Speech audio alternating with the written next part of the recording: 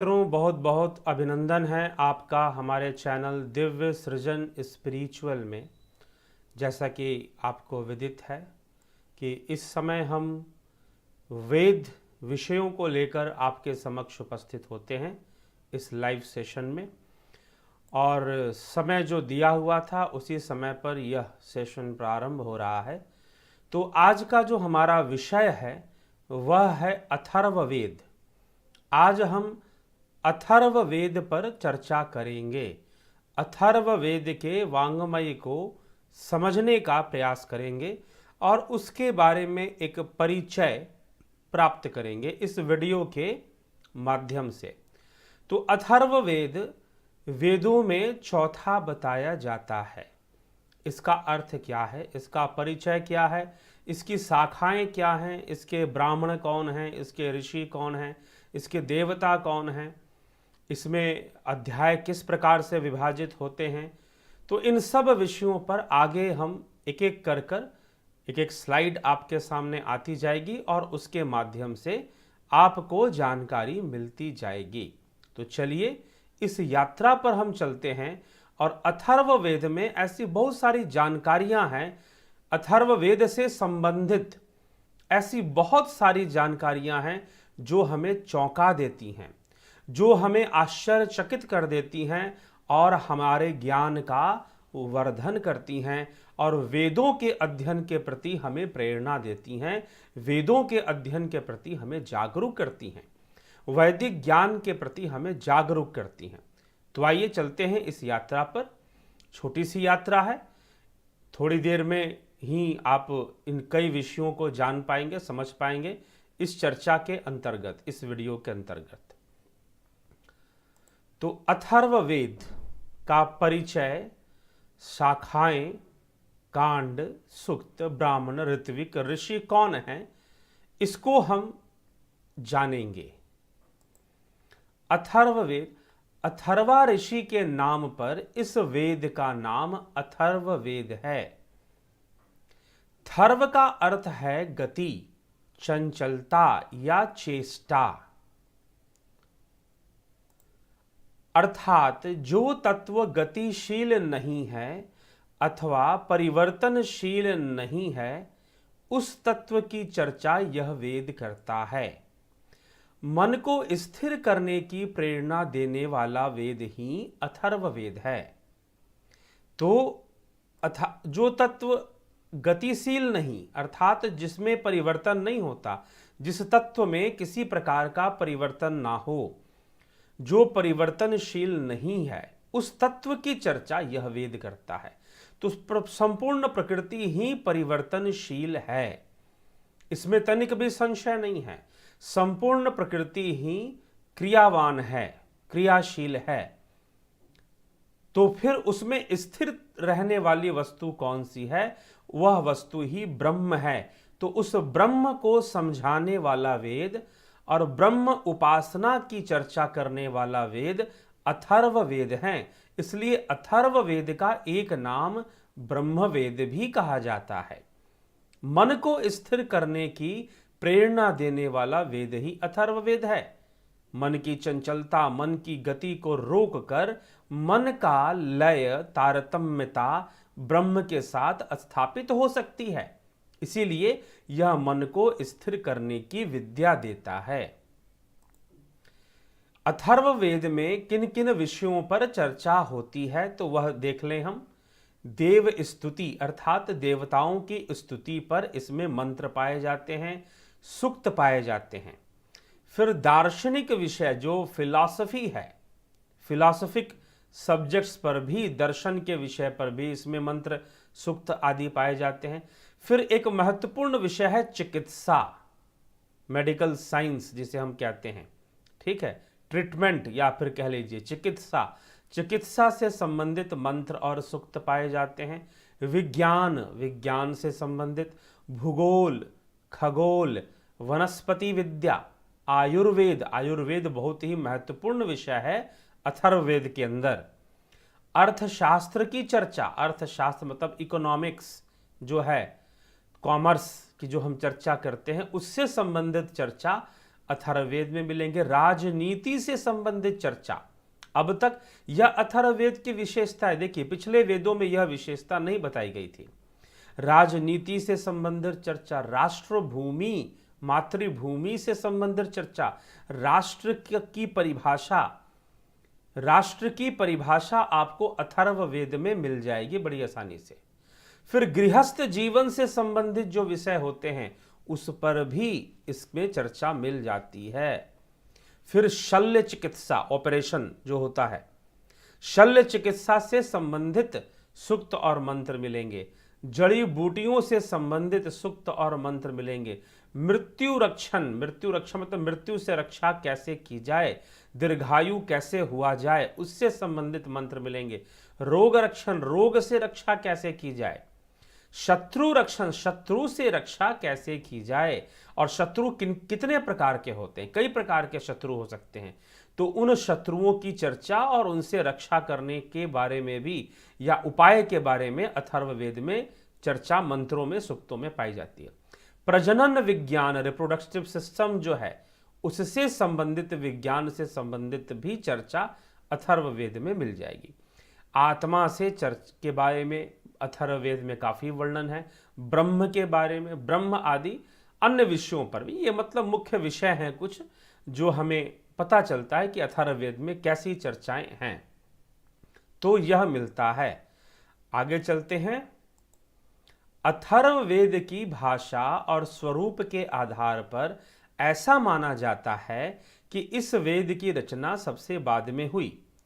अथर्ववेद से आयुर्वेद में विश्वास किया जाने लगा था। यद्यपि आयुर्वेद का प्रादुर्भाव तो ऋग्वेद के साथ ही मान लिया जाता है, उसी समय हुआ था, लेकिन अभी आम जनमानस आयुर्वेद के लाभ से लाभान्वित नहीं हो रहा था। लेकिन अथर्ववेद के काल से आयुर्वेद में विश्वास किया जाने लगा। अनेक प्रकार की चिकित्सा पद्धतियों का वर्णन अथर्ववेद में है। अथर्ववेद गृहस्थ आश्रम के अंदर पति पत्नी के कर्तव्यों तथा विवाह के नियमों, मान मर्यादाओं का उत्तम विवेचन करता है। अथर्ववेद में ब्रह्म की उपासना संबंधी बहुत से मंत्र हैं। यह कुछ विशेषताएं हैं जिससे अथर्ववेद के बारे में आपको थोड़ी बातें स्पष्ट हो जाएंगी कि अथर्ववेद में कैसी चर्चा है और कितनी आवश्यक चर्चाएं अथर्ववेद में हैं। आगे बढ़ते हैं। अथर्ववेद के दूसरे नाम कौन कौन से हैं? अथर्वांगिरस वेद, अथर्वांगिरसी वेद, अर्थात अथर्व और अंगिरा, यहाँ दो ऋषियों का नाम आ रहा है। अंगिरा भी अथर्ववेद के ऋषि हैं, तो इसीलिए यहाँ पर अथर्वांगिरसी वेद और भृगवांगिरारि वेद, भृगु ऋषि और अंगिरा ऋषि का नाम इसमें जोड़ा गया है। भृगवांगिरा वेद अर्थात भृगु और अंगिरा का वेद, ऐसा भी इसे कहा जाता है। इसका नाम है भैषज्य वेद, छत्र वेद, मही वेद, छंदो वेद और ब्रह्मवेद। इस नाम से भी अथर्ववेद को जाना जाता है। अथर्ववेद का ऋत्विक ब्रह्मा कहलाता है। अथर्ववेद का ऋत्विक ब्रह्मा अर्थात जो अथर्ववेद के मंत्रों का पाठ करता है और उनको पढ़ना सिखाता है, उसको ब्रह्मा कहते हैं। उस ऋत्विक को ब्रह्मा कहा जाता है। अथर्ववेद का ब्राह्मण गोपथ ब्राह्मण है। अथर्ववेद के आचार्य सुमंतु आचार्य, जो कि वेदव्यास जी के शिष्य थे। अथर्ववेद का देवता सोम है। अथर्ववेद के उपनिषद प्रश्न उपनिषद, मुंडको उपनिषद और मांडुक्य उपनिषद है। अथर्ववेद का उपनिषद कौन सा है? तो मांडुक्य उपनिषद, ये उपनिषद हैं। तो गोपथ ब्राह्मण, जो ब्राह्मण है, अथर्ववेद का विस्तार जो गोपथ ब्राह्मण के रूप में हुआ, तो गोपथ ब्राह्मण से पर का ही भाग ये उपनिषद है। ये मांडुक्य उपनिषद या मुंडको उपनिषद गोपथ ब्राह्मण से ही लिए गए हैं। क्यों ब्राह्मण से लिए गए हैं? क्योंकि अथर्ववेद में आरण्यक नहीं आते हैं। उपनिषदों का विकास वैसे तो आरण्यकों से माना गया है, परंतु यहां पर अथर्ववेद के आरण्यक नहीं होते, इसीलिए इस लिस्ट में आरण्यक का नाम भी नहीं लिखा हुआ और बताया गया कि मांडुक्य उपनिषद, मुंडको उपनिषद को सीधा गोपत ब्राह्मण ग्रंथ से लिया गया है। आगे चलते हैं। महर्षि पतंजलि और ऋषि शौनक ने अथर्ववेद की 9 शाखाएं बताई हैं।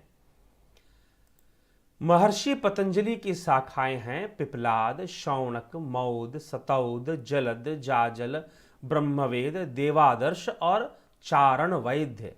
यह महर्षि पतंजलि की शाखाएं हैं। इसी प्रकार महर्षि शौनक की भी शाखाएं हैं, परंतु उनके नाम अलग हैं।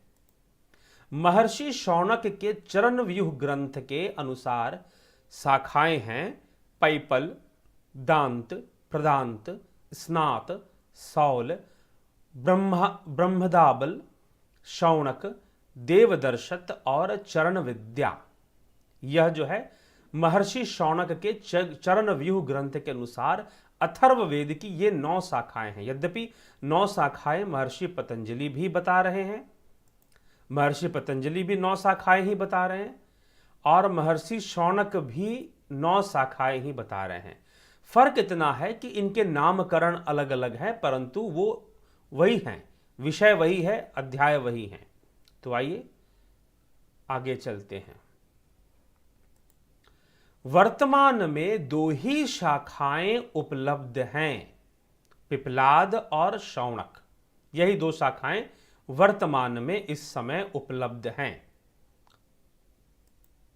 पिपलाद शाखा अपूर्ण रूप से उपलब्ध है, जिसकी पांडुलिपि शारदा लिपि में कश्मीर में पाई गई थी। 2 अंग्रेजी विद्वान थे, अंग्रेज विद्वान, ब्रिटिश हिस्टोरियन थे, जिनके द्वारा अथर्ववेद की यह जो पांडुलिपि जो पाई गई थी, 2 अंग्रेज विद्वानों के द्वारा पाई गई थी कश्मीर के अंदर पिपलाद शाखा की। आगे चलते हैं। शौनक शाखा की अब हम चर्चा करते हैं। तो शौनक शाखा में 20 कांड, 730 सूक्त और 5987 मंत्र हैं। अगर आप आज अथर्ववेद पढ़ेंगे तो आपको शौनक शाखा का ही अध्ययन करने का अवसर प्राप्त होगा। पिपलाद शाखा अपूर्ण रूप से आप प्राप्त कर सकते हैं, परंतु शौनक शाखा में 20 कांड, 730 सूक्त और 5987 मंत्र हैं। ठीक। 17वां कांड 30 मंत्रों का सबसे छोटा कांड है। इन 20 कांडों के अंतर्गत शौनक शाखा में जो 17वां कांड है वह 30 मंत्रों का सबसे छोटा कांड है और 20वां कांड 958 मंत्रों वाला सबसे बड़ा कांड है। तो इन 20 कांडों में सबसे छोटा 17वां है कांड है और सबसे बड़ा 20वां कांड है। ये त्रिसप्ता पर्यंती विश्वारूपाणि विभ्रत इत्यादि पहला मंत्र वाला शौनक शाखा, शौनक संहिता शाखा जाना जाता है। शन्नो देवीर्भिष्टय आपो भवन्तु इत्यादि है, वह पिपलाद संहिता शाखा, जिसका पहला मंत्र क्या है पिपलाद शाखा का? शन्नो देवीर्भिष्टय आपो भवन्तु। यह शनिदेव का मंत्र है। तो यह जो है पिपलाद शाखा का, शनिदेव का मंत्र पिपलाद शाखा का प्रथम मंत्र है। ठीक। अथर्ववेद के प्रमुख सूक्त कौन कौन से हैं उसको देख लेते हैं। पृथ्वी सूक्त, विवाह सूक्त, स्कंभ सूक्त, काल सूक्त, व्रात्य सूक्त, ब्रह्म सूक्त, ब्रह्मचर्य सूक्त, ज्येष्ठ ब्रह्म सूक्त, राष्ट्र सूक्त, आध्यात्म सूक्त, आत्म सूक्त, आत्म विद्या सूक्त। इस प्रकार से यह कुछ मुख्य सूक्त हैं जिनसे ब्रह्म की विषय में, विवाह के विषय में, जीवन के विषय में चीजें लिखी हुई हैं, बातें लिखी हुई हैं, मंत्र लिखी हुए हैं, स्तुतियां लिखी हुई हैं, प्रार्थनाएं लिखी हुई हैं, याचनाएं लिखी हुई हैं। आइए आगे चलते हैं। अथर्वा ऋषि का परिचय। अब हम इस आगे कुछ स्लाइड्स के अंदर हम अथर्वा ऋषि का परिचय हम देखेंगे। तो अथर्वा ऋषि कौन थे?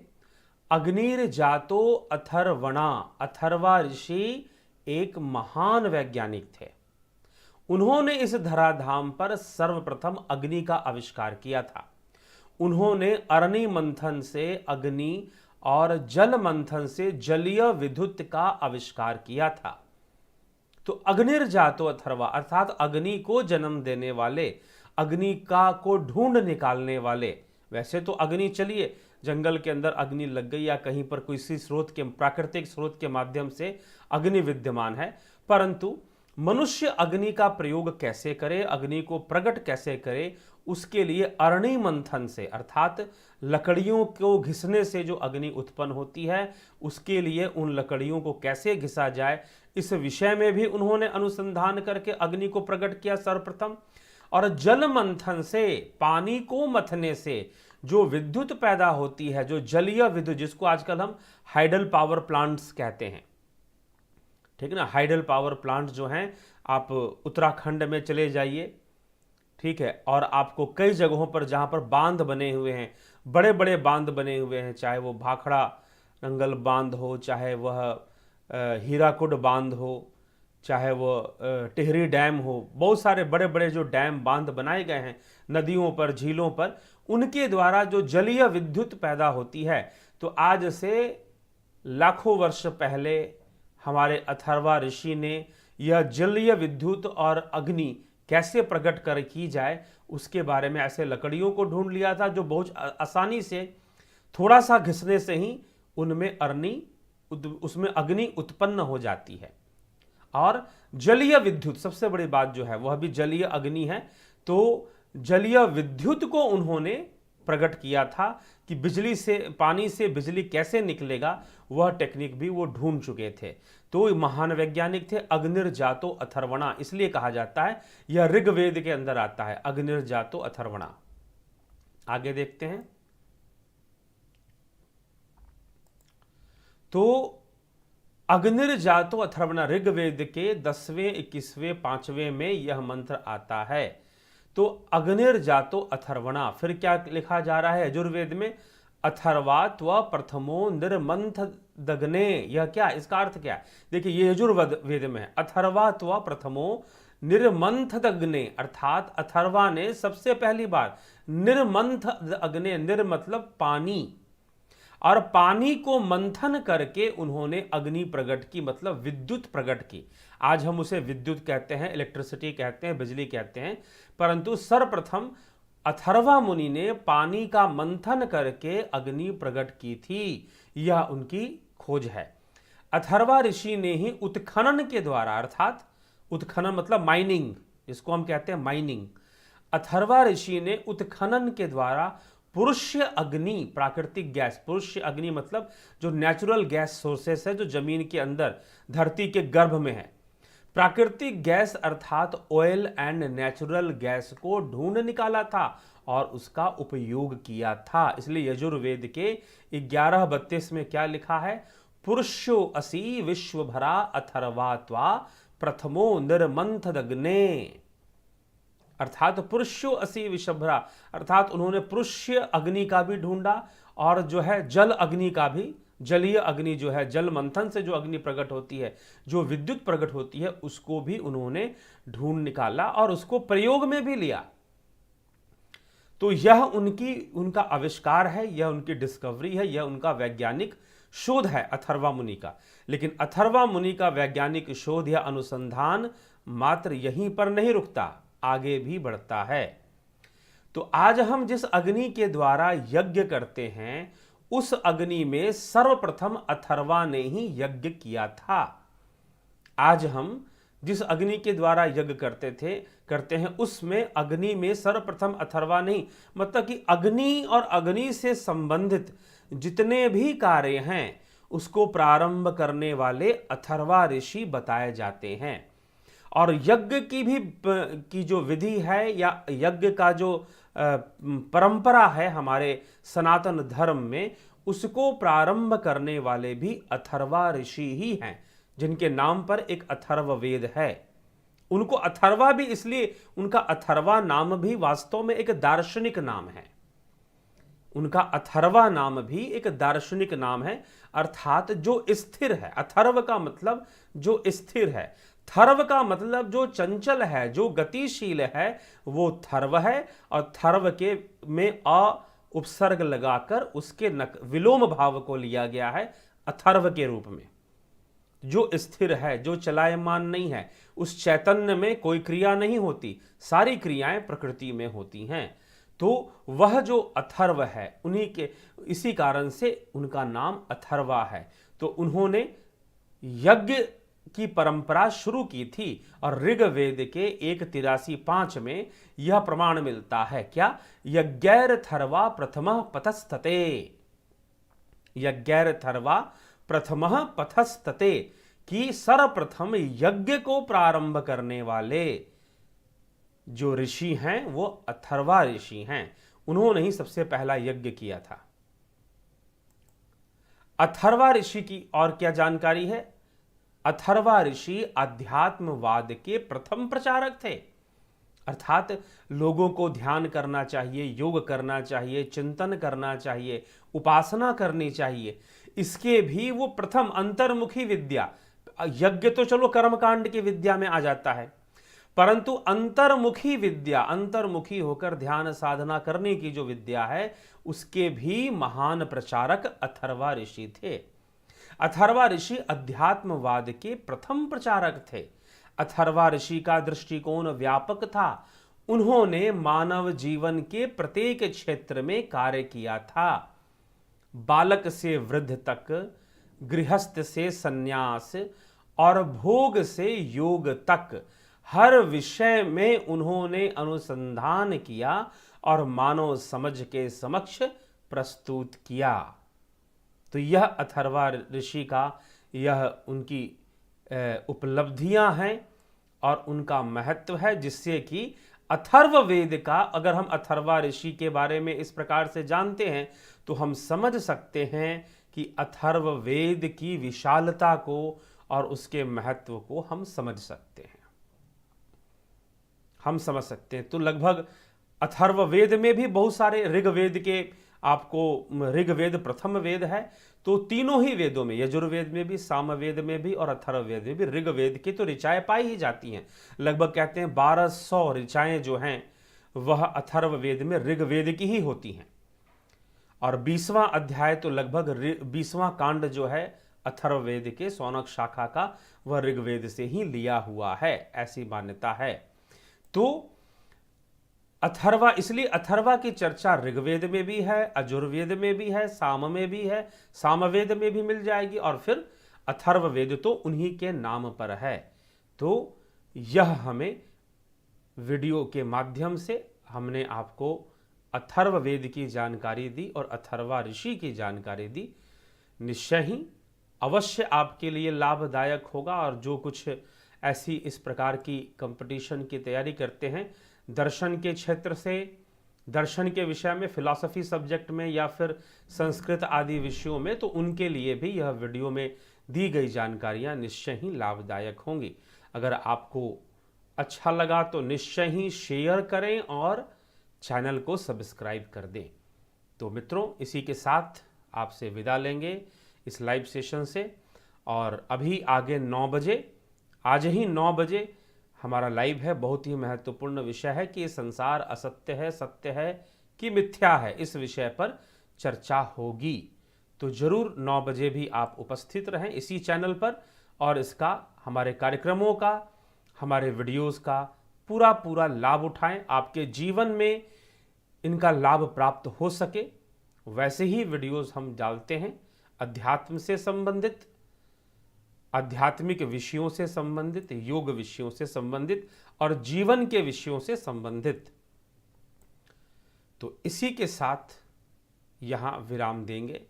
बहुत बहुत धन्यवाद जुड़े रहने के लिए, हमारे साथ में बने रहने के लिए।